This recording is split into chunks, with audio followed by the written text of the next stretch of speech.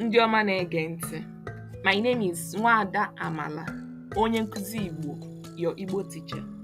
Today, we will learn the Igbo numbers from 51 to 100, called Oguonu in Igbo.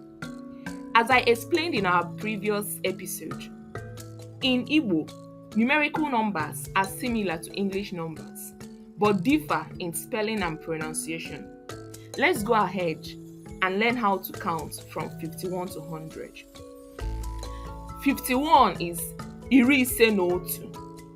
52 iri ise na abụọ. 53 iri ise na atọ. 54 iri ise na anọ. 55 iri ise na ise. 56 iri ise na isii.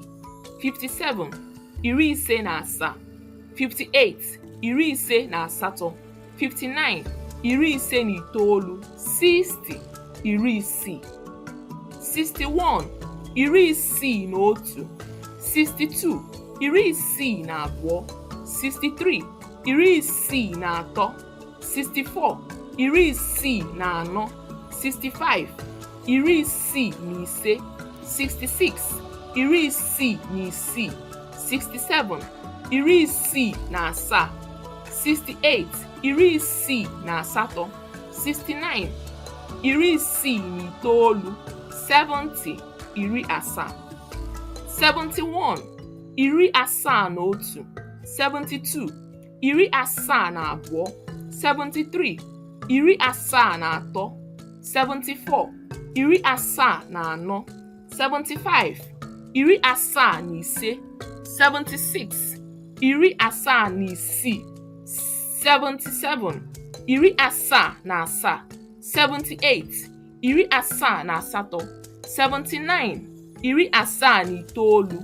80 iri asatọ. 81 iri asatọ na otu. 82 iri asatọ na abụọ. 83 iri asatọ na atọ. 84 iri asatọ na anọ. 85 iri asatọ na ise. 86 iri asatọ na isii. 87 iri asatọ na asaa. 88 iri asatọ na asatọ. 89 iri asatọ na itoolu. 90 iri itoolu.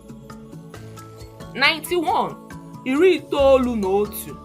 92 iri itoolu na abụọ. 93 iri itoolu na atọ. 94 iri itoolu na anọ.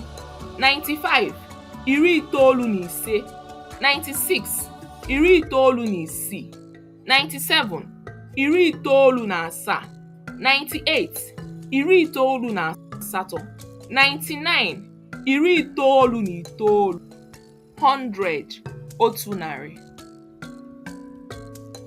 As I said in the previous lesson, numbers like 51 combine 50, which is iri ise, and 1, which is otu, using the verb na, which means and in English.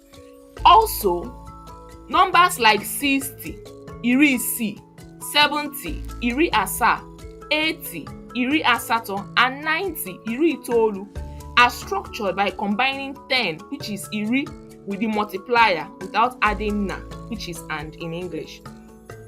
The numbers that has unique names in Igbo are 100, otu puku, 1,000, otu narị, 100,000, otu narị puku, 1 million, otu nde. But note that the hundreds, thousands, and millions follow the rule of combining as explained above. Example, 101 is otu narị na otu.